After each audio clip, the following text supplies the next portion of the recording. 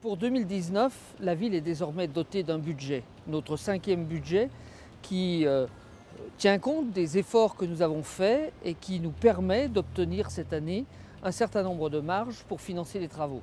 Globalement, le budget de la ville sera de 132 millions d'euros entre le fonctionnement et l'investissement. Notre principal poste de dépense sera cette année encore les affaires concernant le scolaire, avec la jeunesse, auquel nous consacrerons près de 24 millions d'euros. C'est globalement la même somme qui va être consacrée à la culture et au rayonnement de notre ville, avec notamment un chantier très important qui est le chantier de l'espace Malraux, que nous retrouverons au mois de décembre avec un concert inaugural que nous offriront les frères Capuçon, ces chambériens qui font aujourd'hui le tour des scènes mondiales. L'autre grand poste budgétaire, c'est bien évidemment les travaux d'aménagement de la ville pour environ 20 millions d'euros.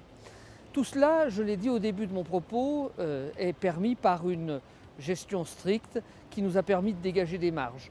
Lorsque nous sommes arrivés en 2014, l'endettement par habitant était supérieur à 2050 euros par habitant. Aujourd'hui, grâce aux efforts que nous avons faits, aux marges que nous avons pu dégager, cet endettement est descendu à un peu plus de 1700 euros par habitant. Payer moins d'intérêts, emprunter moins, c'est assurer l'avenir. Je sais que certains, dans notre opposition, n'ont comme seule solution l'endettement. Mais l'endettement, c'est faire payer à nos enfants des choix que nous faisons aujourd'hui. C'est d'ailleurs ce qui se passe. Durant les 25 ans précédentes, la priorité a été donnée à l'endettement et aujourd'hui, cet endettement nous asphyxie. C'est celui qui nous a conduits au bord d'une mise sous tutelle par l'État en 2015.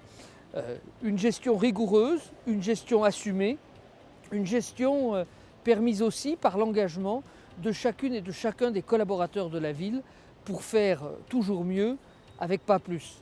Ce budget 2019 tient aussi compte du faible niveau d'aide de l'État. Nous sommes désormais à environ 11 millions par an alors que nous étions plus près de 19 millions il y a moins de 10 ans. C'est des choix, nous devons prendre en compte les décisions qui ont été prises par d'autres et nous devons continuer à faire rayonner notre ville, à assurer à chacune et à chacun, quel que soit son âge, quelle que soit sa situation dans les quartiers, des conditions de vie les plus favorables possibles. Le rayonnement de Chambéry, c'est une affaire qui nous concerne tous parce que faire venir des entreprises, créer des emplois, c'est permettre l'enrichissement collectif.